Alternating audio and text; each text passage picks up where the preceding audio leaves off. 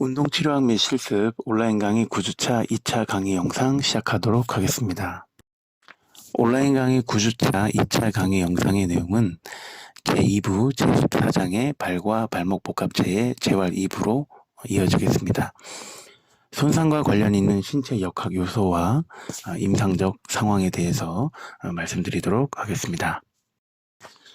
손상과 관련 있는 신체 역학 요소입니다. 처음으로 비정상적인 엎침을 말씀드릴 수 있겠습니다. 비정상적 엎침은 엎침의 양적으로 과도한 경우와 목말뼈가 뒷침되어야 하는 타이밍에서 또는 그런 상황에서 엎침된 경우를 의미합니다. 과도한 엎침된 발은 발의 아치가 매우 평평하고 발꿈치뼈가 뒤집혀진 형태를 띠고 있습니다.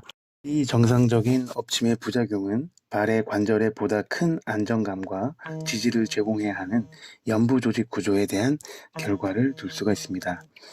발이 중간 디딤기 후반 무렵에서 추진기로 가면서 엎침될 때 부가적인 안정화가 필요하게 됩니다. 앞서 언급했듯이 추진을 위해서는 발이 반드시 튼튼한 지렛대 역할을 해야 합니다. 만약 추진기 동안 발이 엎침되어 있다면 근육 안정성의 증가 또는 인대와 피막 구조의 증가된 하중에서 부가적인 지지가 필요하게 됩니다. 이러한 과정이 반복적으로 일어나면 근육 또는 인대의 과사형 손상을 일으키게 되는 것입니다. 인대성 및 피막 이완증은 반복적으로 일어날 수 있고 이는 발의 관절, 특히 목말배 관절과 첫 번째 발 허리뼈의 아탈구를 발생하기도 합니다. 비정상 엎침과 관련된 병리를 말씀드리겠습니다. 보행하는 동안 접촉기 시에 발에 과도한 엎침이 발생하면 앞 정강근과 뒷 정강근은 목말 및 관절의 엎침 속도 감소를 위한 스트레스가 가중됩니다. 발꿈치뼈의 증가된 가쪽 범짐은 아킬레스 힘줄 안쪽의 과긴장을 유발하고 아치의 평평화와 용수철 인대의 하중이 증가되게 되는 병리적 현상이 발생합니다. 뒷발 안구비는 접촉기에서의 비정상적인 엎침을 유발하는 가장 흔한 기형이 되겠습니다. 다음은 뒤 정강근의 손상에 대해서 말씀드리겠습니다. 발이 과도하게 엎침되거나 정상적 중간 디딤기보다 엎침의 시기의 타이밍이 늦었을 때 뒤 정강근은 손상에 대해 굉장히 취약해집니다. 이는 엎침의 속도를 늦추거나 제한하여 아치를 안정화하는 기능 때문입니다. 여기에 더하여 부가적인 부하는 발목의 발등 굽힘의 속도를 늦추는 역할을 하기 때문에 발등 굽힘에 의해 뒤 정강근이 그 부하를 그대로 받게 됩니다. 이 두 가지 기능을 결합한 요구는 안쪽 복사뼈와 인접한 뒤 정강근 힘줄이나 안쪽 복사의 뒤 정강근 부착부에 손상을 줄 수가 있습니다. 뒤 정강근의 정강뼈 부착 부위에 대한 손상은 뒤 안쪽 스트레스 증후군의 한 가지 원인으로 작용하고 이는 높이 점핑하는, 높이 뛰어야 하는 스포츠의 흔한 과사형 손상입니다. 발바닥 근막과 용수철 인대도 비정상적인 엎침이 발생하면 역시 손상받기 쉬운 구조입니다. 아치의 지속된 평평함으로 인한 발생이 그 원인이 되겠습니다. 발꿈치뼈 안쪽 번짐과 발목의 발바닥 쪽 굽힘의 긴장성 부하 결합 때문에 안쪽 아킬레스건 또한 손상받기 쉽게 됩니다. 보행의 중간 디딤기에서 늦은 엎침이 발생하면서 유발되는 가장 흔한 기형은 전족 안구비 및 정강뼈 안구비 무릎입니다. 보행 시 추진기 동안 지속되는 엎침은 인대와 근 힘줄 구조에 매우 높은 전단력과 긴장성을 일으키게 됩니다. 발바닥 근막의 먼쪽 끝부분의 긴장성 하중으로 인해 발바닥 근막의 활이 평평해지고 발가락이 펴짐에 따라 생기는 긴장성에 결합된 효과로 인해 손상받기 쉬워지는 것입니다. 또한 내재 발 근육 손상의 위험에 대해서 말씀드리겠습니다. 우리가 보행기에서 추진 시에 활 구조의 안정화의 부담으로 근피로와 통증이 유발되면서 내재된 발 근육 또한 손상을 입게 될 수 있습니다. 엄지발가락 가쪽 휨, 할루스 발구스 기형 및 엄지 건막류들은 추진기에서 엎친된 발에 발생하기 쉽습니다.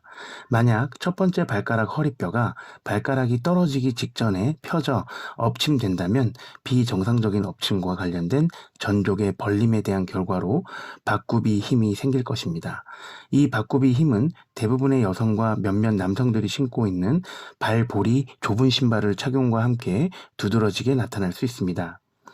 전족의 박구비는 추진기에서 일어나는 비정상적인 엎침을 유발하는 가장 흔한 기형이라고 할 수 있겠습니다. 장단지근과 가재미근의 긴장은 비정상적인 연부 조직의 기형과 작용 때문에 엎침이 유발되면서 발생할 수 있는 기전입니다. 발목에 제한된 발등 굽힘을 유발하면서 손상에 연결이 될 수가 있습니다. 가쪽 정강뼈 비틀림과 넓적다리뼈 뒷구붐, 엉덩 바깥쪽 둘림근의 긴장은 보행 시에 목말 및 관절에 엎침을 유발하는 원인이 되기도 합니다. 안굽이 무릎이의 원인은 지면에 발이 닿을 때 발의 안쪽 면이 더 앞으로 나아가는 작용 때문에 발생할 수 있습니다. 이는 엉덩이 및 무릎의 기형이 역학적으로 지면 접촉 시 관련된 발의 자세 또는 접촉 시 지면에서 몸의 중력 중심에 영향을 끼치는 발의 자세에 영향을 받게 되는 이론에 근거합니다. 발이 바닥에 평평하게 닿기 위해서는 반드시 엎침되어야 되는 이유이기도 합니다. 다음으로 박구비 무릎입니다. 이는 비정상적인 엎침을 유발하는 원인 중의 하나인데 몸의 무게중심이 안쪽에서 목말 및 관절축으로 위치하게 되고 이것으로 인해 엎침 돌림력이 증가시키게 되면서 궁극적으로 증가된 엎침을 유발하고 손상의 원인이 되기도 합니다. 비정상적인 엎침으로 유발되는 가장 흔한 손상은 엎침의 속도 및 각도를 조절하는 근힘줄성 또는 인대성 구조물에 의해 발생한다고 할 수 있겠습니다. 우측 하단의 그림은 전족부 안굽이 변형을 나타내는 이미지입니다. 이 변형에 대한 기둥은 변형 정도에 동등하거나 안쪽 경사를 감소시키고 있다는 것을 말해주는 이미지입니다. 이해를 돕기 위해 설명을 드리자면 지금 현재 이미지에서는 약간 슈피네이션, 뒷침되어 있는 것처럼 보이는데 그 상태는 서브탈라 조인트가 유트랄, 중립 위치에 있다고 가정했을 때에 대한 형태입니다. 그러하면 전족부는 과도하게 뒷침이 되는 형태로 계속적인 로딩이 가해질 겁니다. 그 부하에 대응하기 위해서 보상작용으로 전족부는 계속적으로 안쪽 경사를 감소시키면 과도하게 엎침을 하려고 노력할 것이고 그러한 과정에서 전족부 안굽이 변형이 계속적으로 유발되는 형태로 발생되어질 것입니다. 다음은 비정상적인 뒷침입니다. 과사형 손상의 원인인 비정상적인 뒷침은 비정상적인 엎침에 비해 흔하게 발생하지는 않습니다. 발의 뒷침은 에너지가 많이 필요하기 때문에 엎침하는 것으로 기형을 보상하려는 경향이 있습니다. 따라서 비정상적으로 뒷침된 발은 더 강직되고 기형을 보상할 정도의 엎침을 할 수 없게 됩니다. 보행 시 비정상적으로 뒷침된 발은 주로 발꿈치 뼈는 안쪽 번짐된 상태로 목말 및 관절은 뒷침된 상태로 지면에 닿게 될 수밖에 없습니다. 그러나 목말 및 관절은 접촉기와 중간 디딤기 동안에 뒷침된 상태를 유지합니다. 추진기 시 발은 뒷침되어 있거나 또는 발가락을 떼거나 떼려고 할 때 쉽게 엎침하는 타이밍이 늦은 현상들이 발생하게 됩니다. 이는 바닥에 닿는 발의 표면적이 좁아짐에 따라 발이 불안정하게 가쪽 면으로 치우치게 되고 늦은 엎침이 유발되는 것입니다. 비정상적인 뒷침을 유발하는 가장 흔한 기형으로는 전족의 박구비, 경직, 발바닥 쪽 굽힘 첫 번째 선, 그리고 보상되지 않은 후족의 안구비가 있습니다. 이 보상되지 않은 후족의 안구비에서 목말 및 관절은 기형을 보상할 만한 충분한 움직임을 가지고 있지 않습니다. 이는 외상이나 부동화, 선천적인 요인에 의한 것일 수도 있겠습니다. 비정상 뒷침과 관련된 병리학적 내용을 말씀드리겠습니다.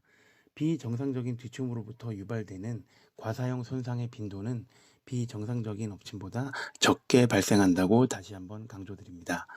뒷침된 발은 강직되고 충분히 엎침시키지 못하기 때문에 그 충격을 감소시키는 능력이 저하되는 것입니다. 예를 들자면 발꿈치 뼈와 정강뼈의 피로골절이 강직과 뒷침된 발에 의해 발생한 경우를 들 수가 있겠습니다. 발바닥 근막염은 발바닥의 아치에 반복적인 스트레스가 가해지고 발꿈치 뼈의 부착부에 과도한 긴장의 결과로 발생할 수 있는 손상입니다. 뒤침된 발은 가쪽으로 불안정한 경향을 띠는 게 가장 큰 특징이고, 한쪽 팔다리로 지탱할 때 지형에 미미한 변화가 있거나 갑작스럽게 균형이 소실되는 경우, 안쪽 번짐 염좌에 대해서 대항하려고 할 때 비정상 뒷침과 관련된 병리학적 손상이 발생할 가능성이 아주 높아지는 것입니다. 우측 하단의 그림은 전족부의 박구비 변형을 의미합니다. 이때는 가쪽 경사를 감소시키는 그런 작용으로 인해서 나타날 수 있습니다. 아까 전족부 안구비 변형을 말씀드렸듯이 서브탈라 조인트의 유트럴 포지셔너로 봤을 때 전족부의 엎침이 과도하게 유발되는 형태로 중족부와 후족부에서 강요되는 로딩을 보상하기 위해서 전족부는 박구비 변형을 띌 수밖에 없는 기전을 의미합니다. 전족부가 지면에서 계속적으로 떨어지게끔, 띄워지게끔 만들어지는 것들이 불안정하기 때문에 전족부가 안정을 찾기 위해서 계속적으로 뒷침을 시도하게 되는 것입니다. 그래서 전족부의 뒷침이 시도되면서 박구비 변형이 생기면 가쪽 경사를 감소시키게 되는 것입니다. 다음은 임상적 상황에서 발목 재활의 기술에 대해서 말씀드리겠습니다. 본 슬라이드에서는 스트랩이나 타월을 활용해서 발목 관절의 가동 운동을 실시할 수 있는 운동 방법을 소개하고 있습니다.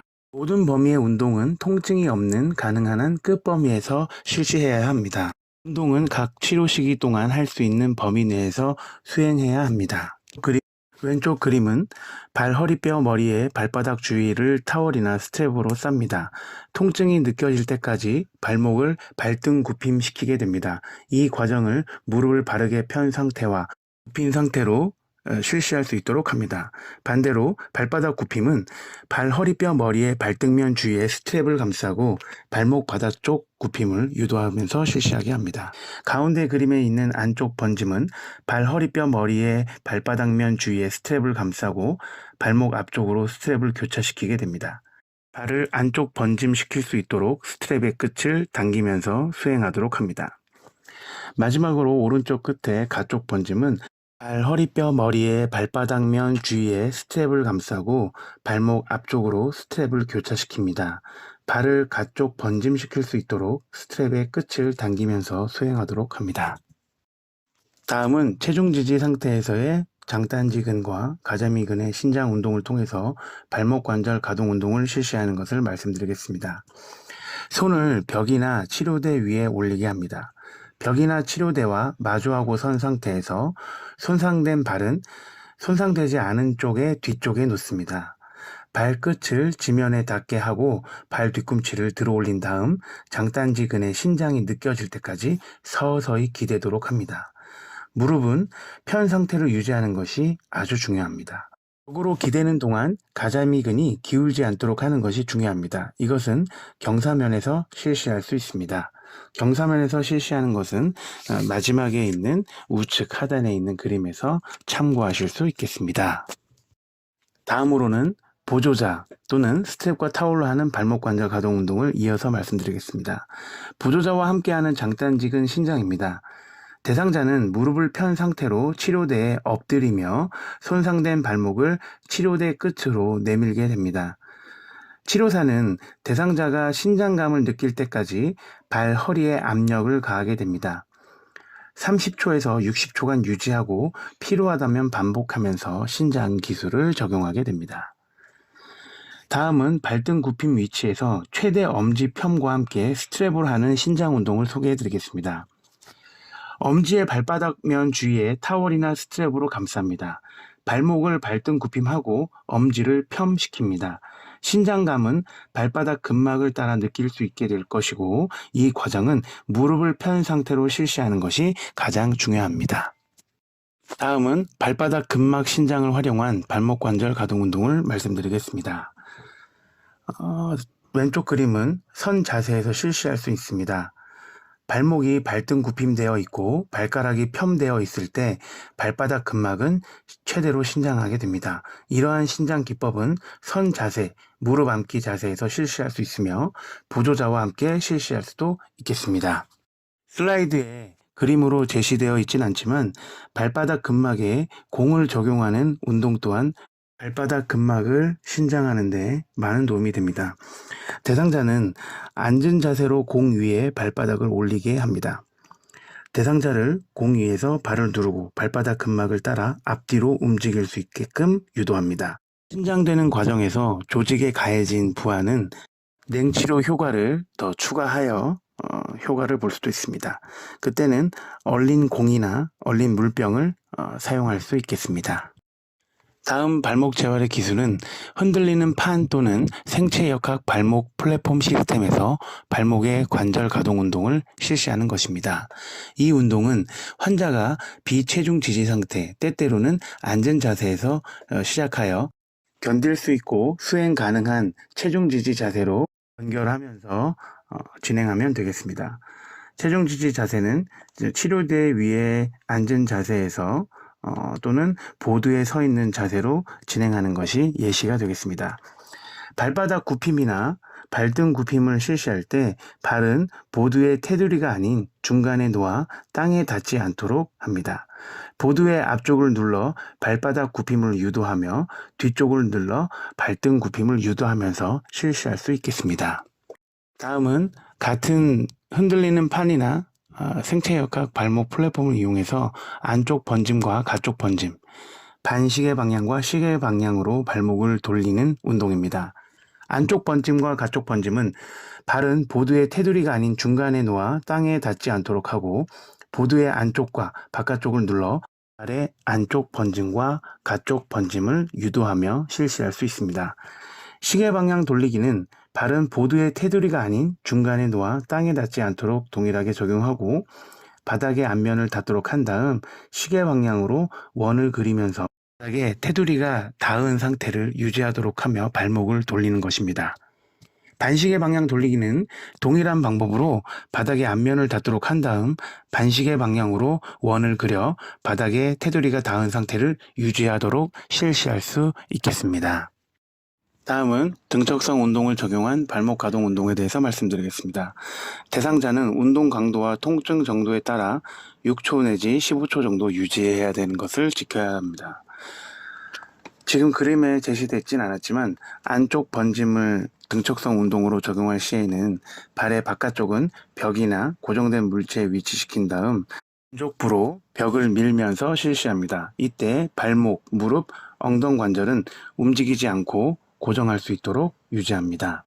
다음 그림에 나타나 있는 왼쪽 그림의 발등 굽힘은 손상 쪽의 발 위에 비손상 쪽의 발을 올려놓습니다.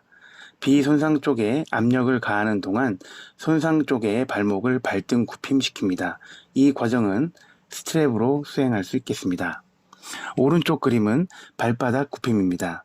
발 허리뼈의 뒷면 주위에 스트랩이나 타월로 감싸게 합니다. 원하는 관절 가동 범위에서 발목을 타월로 유지시킵니다. 타월로 발목을 발바닥 굽힘시켜 움직임이 발생하지 않도록 하는 것이 중요합니다. 다음으로 탄력성이 있는 튜빙을 이용한 튜빙 운동으로서 등척성 운동을 적용할 수 있겠습니다. 대상자가 운동을 실시할 때 무릎이나 엉덩 관절의 움직임 없이 발목 관절만을 사용하는 것이 매우 중요합니다. 저항은 튜빙의 저항에 의해서 변경하여 적용할 수 있습니다. 이어서 발등 굽힘은 발 허리뼈의 앞면 주위에 탄력성 튜빙을 감싼 후에 다른 끝은 벽이나 치료대 주위에 고정하여 연결합니다. 머리 쪽으로 발가락을 당기면서 실시할 수 있겠습니다. 발바닥 굽힘은 발 허리뼈의 뒷면 주위에 탄력성 튜빙을 감쌉니다. 운동을 수행하는 자가 튜빙을 잡고 발가락을 굽히고 발바닥을 굽힘시킵니다. 다음은 안쪽 번짐입니다. 발 허리뼈의 안쪽을 탄력성 투빙으로 감쌉니다. 다른 끝은 벽이나 치료대 주위에 연결합니다. 발과 발목을 안쪽 번짐시킵니다. 운동을 실시할 때 엉덩관절이나 정강뼈가 돌림되지 않도록 유의하여 실시합니다. 가쪽 번짐입니다. 발 허리뼈의 가쪽을 탄력성 투빙으로 감쌉니다. 다른 끝은 벽이나 치료대 주위에 고정할 수 있도록 연결합니다. 발과 발목을 가쪽 번짐시킵니다. 운동을 실시할 때 엉덩관절이나 정강뼈가 돌림되지 않도록 유의하여 실시합니다. 다음은 체중 지지 운동입니다. 앉은 자세에서 발 뒤꿈치를 드는 발바닥 굽힘을 강화하는 운동입니다. 대상자는 의자에 앉아서 발을 바닥에 놓습니다. 발 뒤꿈치를 바닥으로부터 최대한 들고 발가락까지 들어 올린 다음 천천히 발 뒤꿈치를 내리고 이 동작을 반복하게 됩니다. 저항은 무릎이나 넙다리 위쪽 무게를 증가시킴으로써 조절할 수 있습니다. 두 발을 들어 올리면서 원심성 운동을 실시하기도 합니다. 운동을 하는 동안 관절 가동 범위를 증가시키기 위해 발 허리뼈 머리 아래에 보드를 놓을 수도 있습니다. 선 자세에서 발 뒤꿈치 들기입니다. 이 또한 발바닥 굽힘을 강화시킬 수 있습니다. 대상자는 의자나 치료대에 앉습니다. 균형을 위해 사용할 수 있는 치료대와 의자에서 발 뒤꿈치를 바닥으로부터 최대한 들고 발가락까지 들어 올립니다. 천천히 발 뒤꿈치를 내리고 이 동작을 반복합니다. 저항은 무릎이나 넙다리 위쪽 무게를 증가시킴으로써 조절할 수 있습니다. 두 발을 들어 올리면서 원심성 운동을 실시할 수 있습니다. 관절 가동 범위를 증가시키기 위해 계단이나 박스 없이도 실시할 수 있겠습니다. 앉은 자세에서 발가락 들어 올리기를 실시할 수 있습니다. 이는 발등 굽힘근을 강화할 수 있는 운동입니다. 환자는 의자에 앉아 발을 바닥에 놓습니다. 발 뒤꿈치를 바닥으로부터 최대한 들고 발가락까지 들어 올립니다. 천천히 발 뒤꿈치를 내리고 이 동작을 반복하면서 수행하면 효과를 얻을 수가 있겠습니다. 또한 선 자세에서 발가락 들어 올리기를 통해 발등 굽힘근을 강화할 수 있습니다. 환자는 치료대나 의자의 앞쪽에 앉습니다. 최대한 높이 발가락을 들어 올리면서 수행하면서 실시할 수 있겠습니다. 환자는 발목의 근력이나 고유 수용성 감각을 증가시키기 위해 발 뒤꿈치나 발가락만으로 딛고 걸을 수 있겠습니다. 난이도를 증가시키기 위해서 치료사는 환자가 운동을 수행하는 동안 공잡기를 실시하거나 물체의 주위 또는 물체 위로 걷기 등을 실시할 수 있겠습니다. 다음은 고유수용성 감각 운동입니다.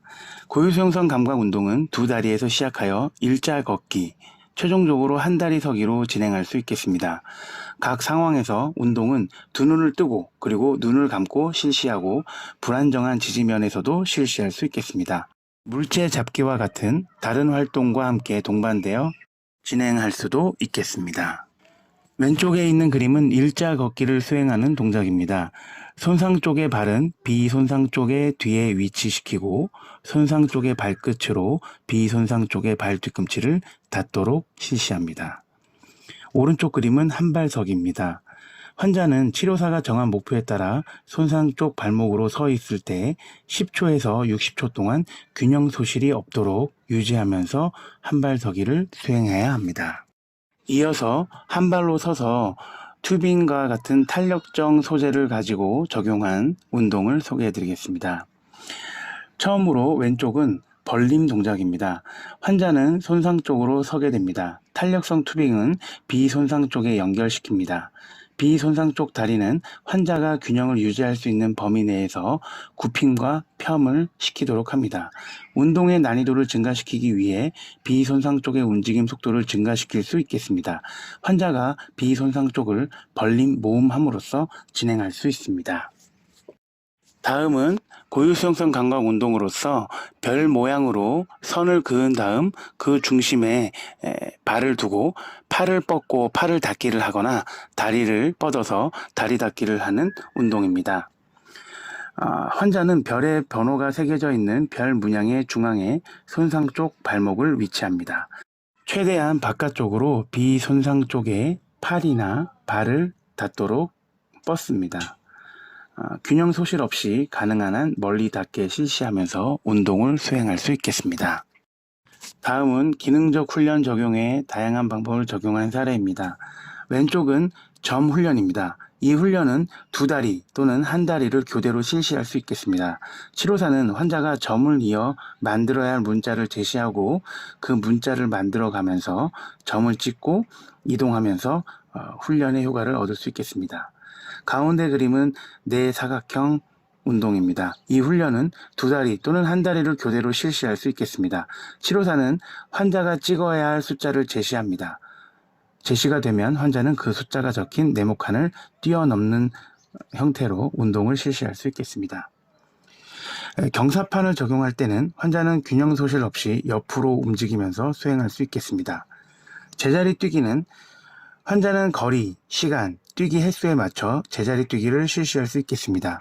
뛰어넘는 물체의 높이를 증가시킴으로써 운동의 난이도를 증가시킬 수 있겠습니다. 오른쪽 그림의 한발 뛰기는 환자는 정해진 횟수나 시간 동안 선을 뛰어넘어 손상 쪽의 발목을 앞뒤로 움직이면서 실시할 수 있겠습니다. 난이도는 물체를 뛰어넘거나 높이를 증가시킴으로써 조절하여 적용할 수 있겠습니다.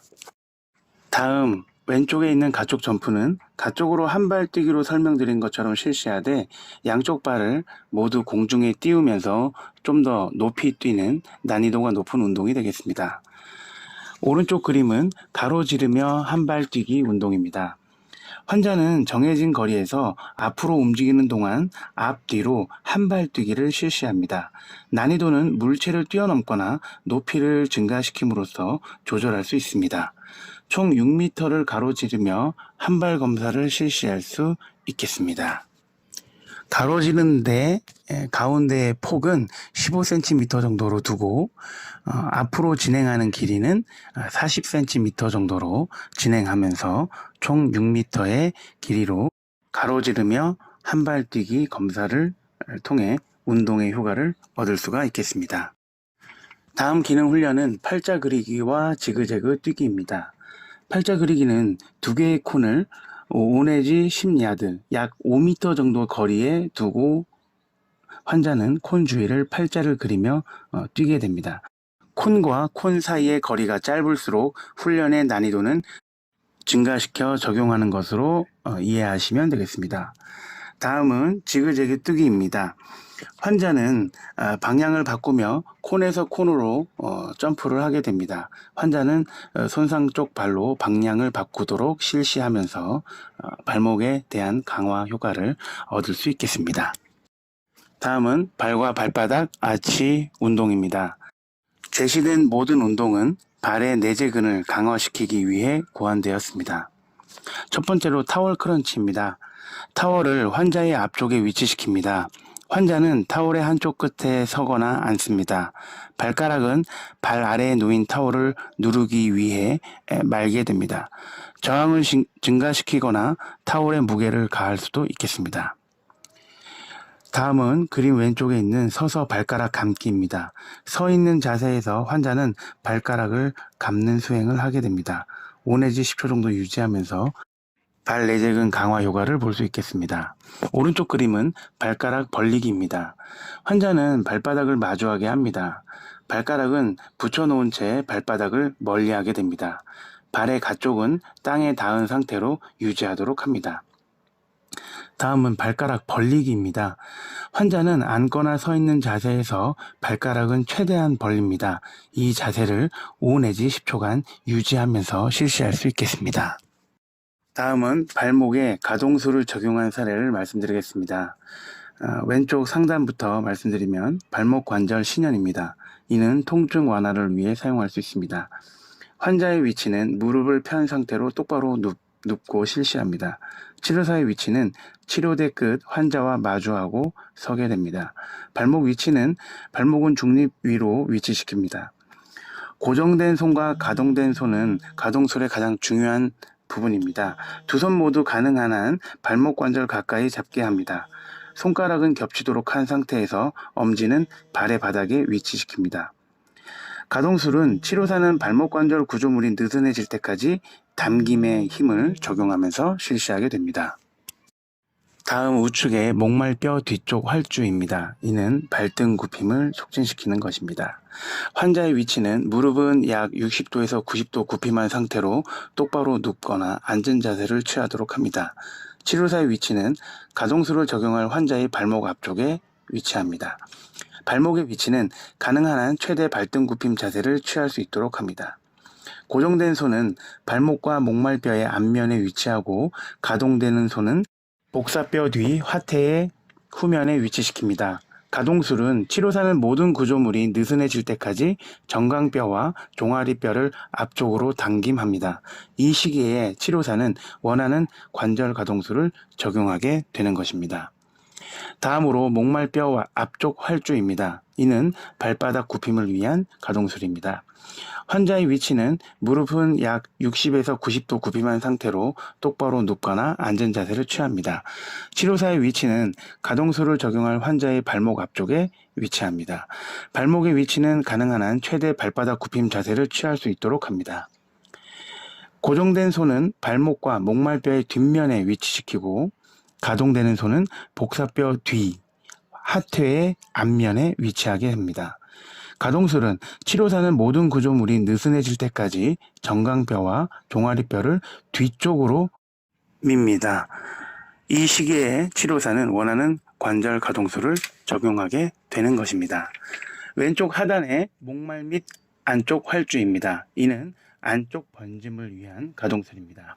환자의 위치는 비손상 쪽을 아래로 향하게 옆으로 누워 치료대의 모서리 위로 손상 쪽의 발목을 내밀도록 합니다. 치료사의 위치는 치료대의 끝에 위치합니다. 발목의 위치는 발목 중립 위로 위치합니다. 고정된 손은 복사뼈의 아래에 위치시킵니다. 만약 타월을 사용한다면 복사뼈 위에 적용합니다. 가동손은 발 뒤꿈치뼈의 윗면에 적용하게 됩니다. 가동술은 치료사는 모든 구조물이 느슨해질 때까지 아래쪽으로 힘을 적용하며 이 시기에 치료사는 원하는 가동술을 적용하게 되는 것입니다. 다음 우측의 발목 가쪽 활주입니다. 이는 가쪽 번짐을 위한 가동술입니다. 환자의 위치는 비손상 쪽을 아래로 향하게 옆으로 누워 치료대의 모서리 위에 손상 쪽의 발목을 내밉니다. 치료사의 위치는 치료대 끝에 위치하고 발목은 중립 위로 위치합니다. 고정된 손은 복사뼈의 아래에 위치합니다. 만약 타월을 사용한다면 복사뼈의 위에 적용합니다. 가동손은 발 뒤꿈치 뼈의 윗면에 적용합니다. 가동술은 치료사는 모든 구조물이 느슨해질 때까지 아래쪽으로 힘을 적용하게 됩니다. 이 시기에 치료사는 원하는 가동술을 적용할 수 있게 됩니다. 다음 가동술은 발목 발등 굽힘에 의해 운동과 함께 적용하는 기술입니다. 환자의 위치는 하태 주위에 가동술 벨트를 적용한 채로 치료대에 섭니다. 치료사는 엉덩이 부위에 가동술 벨트를 착용한 채로 환자의 앞에 서게 됩니다. 발목 위치는 발을 중립 위치로 위치합니다. 고정된 손은 목말뼈의 앞쪽 위에 지간에 위치시킵니다. 가동손은 없습니다. 가동술은 치료사는 목말뼈를 고정한 채로 앉으며 벨트로 정강뼈, 종아리뼈를 앞으로 미는 동안 환자에게 무릎을 굽히라고 지시하게 됩니다. 이때 운동과 함께 적용되는 가동술 효과를 얻을 수 있고 가동손 대신 벨트를 활용해서 가동술을 적용할 수 있겠습니다. 다음은 발, 허리뼈 사이 활주입니다. 그림과 같이 환자의 위치는 치료대 끝으로 발을 내밀고 똑바로 눕습니다. 치료사의 위치는 치료대의 끝에 위치하고 발목 위치는 발이 이완된 위치로 놓게 됩니다. 고정손은 가동술을 적용할 발, 허리뼈 주변부, 특히 적용하는 치료사의 엄지손가락은 발바닥면을, 치료사의 손가락, 나머지 손가락은 발등면에 위치시키면서 그 주변부를 잡습니다. 가동손은 가동술을 적용할 발, 허리뼈를 잡게 됩니다. 치료사의 엄지는 발바닥면을, 나머지 손가락은 발등면에 위치시킵니다. 가동술은 치료사는 모든 구조물이 느슨해질 때까지 앞 또는 뒤로 힘을 적용하게 됩니다. 앞 또는 뒤로 힘을 적용할 때 움직임이 제한되는 방향에 따라 적용할 수 있겠습니다. 이때 원하는 가동술을 적용하게 되는 것입니다. 오른쪽에 있는 골절을 위한 스퀴즈 압박 검사는 의심되는 발목인대 결합 손상을 알아보기 위해 비틀기 검사를 실시하는 것입니다. 왼쪽 하단에 있는 앞 서랍 검사는 서랍을 당긴다는 의미의 앞쪽 끌림 검사라고도 하고요. 목말 및 관절에 적용하는 것이고, 목말뼈 경사 검사를 통해서 목말 및 관절의 가쪽 인대 통합성 검사를 하는데, 이는 관절의 안정성이나 인대의 완전성을 평가하기 위해서 반드시 수행해야 되는 검사가 되겠습니다. 또한 왼쪽 그림은 인대 결합의 통합성을 확인하기 위한 바깥 돌림 검사가 되겠습니다. 가운데는 말굽 모양으로 고정된 발목 브레이스를 적용한 것입니다. 이 브레이스를 통해 통증을 경감시키고 재손상에 대한 악화로부터 발목을 보호할 수 있겠습니다. 오른쪽 그림은 안쪽 세로활 지지를 위한 안쪽 테이핑을 적용한 것입니다. 또 정강신경 가동술도 실시할 수 있습니다. 환자의 위치는 치료대에 똑바로 눕게 합니다. 치료사는 환자의 환측이나 환자의 다리를 잡은 채로 치료대의 발 앞에 위치합니다. 발목의 위치는 치료사는 환자의 엉덩관절 굴곡, 무릎 관절 펴, 발목 관절 발등 굽힘 자세로 위치합니다. 고정소는 무릎 앞쪽 위에 위치시키고 무릎의 펴을 유지할 수 있도록 하며, 가동소는 발목 관절 위에 놓습니다. 가동술은 환자가 긴장감이나 통증을 느낄 때 치료사는 발등 굽힘의 끝범위에서 발목을 발등 굽힘시키거나 발바닥 굽힘시키면서 조절하며 가동술을 적용하는 것입니다. 가운데 그림은 아킬레스 힘줄 통증의 위치를 표기한 것이고, 빨갛게 표현된 게 통증 부위입니다. 아킬레스 힘줄은 활액막을 가지고 있지 않으며 그 대신 힘줄 주위에 얇은 막으로 둘러싸여 있는 것이 특징입니다. 발 뒤꿈치 뼈 닿는 곳에 발 뒤꿈치 점액 주머니가 있습니다. 점액 주머니와 주변 힘줄은 뒤쪽으로 붙어 있으며 앞쪽으로는 발 뒤꿈치 뼈 융기 부분과 붙어 있습니다. 주변 힘줄의 앞면으로는 혈관이 밀집해 있습니다. 혈류는 근육 힘줄 접합부에서부터 뼈 안쪽의 혈관까지 흐르게 됩니다. 하지만 발 뒤꿈치 뼈로부터 2 내지 6cm 정도에서는 혈관이 없습니다. 그곳에서 힘줄은 비틀어지게 됩니다. 이 때문에 아킬레스 힘줄의 가자믹은 부분은 좀 더 안쪽에 위치해 있으며 장단직은 부분은 좀 더 가쪽에 위치하게 됩니다. 아킬레스 힘줄의 이 부분은 손상에 민감한 부위가 되겠습니다. 오른쪽 그림은 아킬레스 힘줄 파열 검사를 위한 톰슨 검사입니다. 톰슨 검사는 무릎을 90도 굽힌 상태로 엎드려 눕도록 환자의 자세를 취하게 합니다. 가자미근과 장단지근을 쥐어 짜도록 자극을 합니다. 양성, 비정상 반응은 발을 발바닥 굽힘시켰을 때 발생하고, 이는 아킬레스 힘줄의 완전 파열을 나타내게 됩니다. 다음 그림은 뒤 정강근 힘줄 기능 장애를 이해할 수 있는 해부학과 생체역학이 되겠습니다.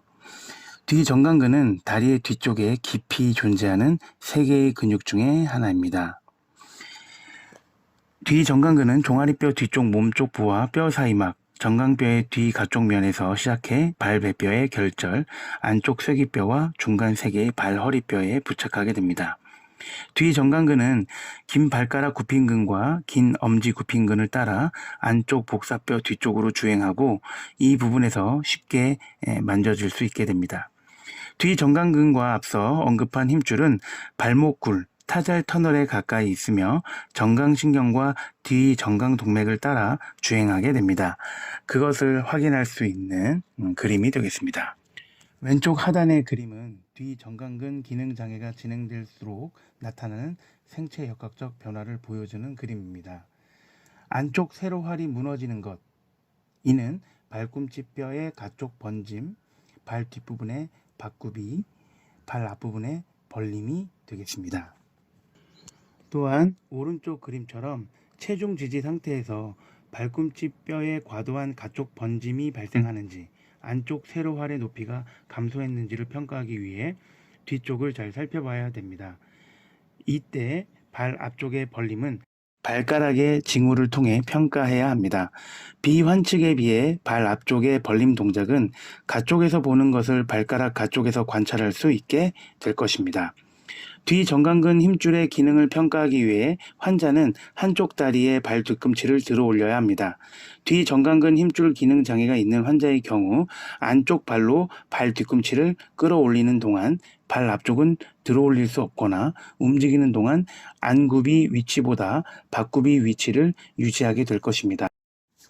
왼쪽 그림은 목말 및 관절이 중립 위치인지 검사하는 아주 빠른 방법이 되겠습니다. 그 빠른 방법은 촉진을 이용하는 것입니다. 발꿈치 표면에 이분선을 그립니다. 검사자는 목말뼈의 머리 부분을 촉진하면서 수동적으로 발을 안쪽 번짐시키거나 가쪽 번짐을 시키게 됩니다. 발이 가쪽 번짐될 때 발의 가쪽에 볼록한 것이 느껴질 것입니다. 발이 가쪽 번짐될 경우 목말뼈의 머리 부에서 느껴진 볼록한 느낌은 안쪽으로 옮겨질 것입니다. 목말뼈의 머리에 볼록한 것이 안쪽과 가쪽에 똑같이 느껴질 경우에 중립 위치에 있다고 판단하면 됩니다. 그래서 그림 왼쪽에서 확인하셨듯이 목말뼈 머리는 엄지와 검지를 이용해 안 가쪽이 느낌이 같다고 촉진되는 상태가 목말 및 관절의 중립 위치임을 판단하고 적용하면 되겠습니다. 이러한 것들이 생체 역학적 보조기를 제작하고 적용하는데 가장 과학적인 근거가 되겠습니다. 오른쪽 그림은 다양한 인체의 생역학적인 부분과 해부학적인 부분을 근거하여 발의 보조기 및 다양한 패드가 제작되고 적용될 수 있게 되는 것입니다. 이러한 보조기의 역할로 인해서 비정상적인 움직임의 부분과 구조적인 장애들이 어느 정도 보완이 되고 발과 발목 관절의 안정성과 가동성을 보완할 수 있게 되고 그렇게 되면 여러 가지로 일상생활 동작에 있어서 발과 발목에 대한 전략이 훨씬 더 나아지게 됨을 기대할 수 있게 되겠습니다. 자, 여기까지 온라인 강의 9주차 2차 강의 영상을 마치도록 하겠습니다. 여러분들 강의 듣느라 너무나 고생 많으셨습니다.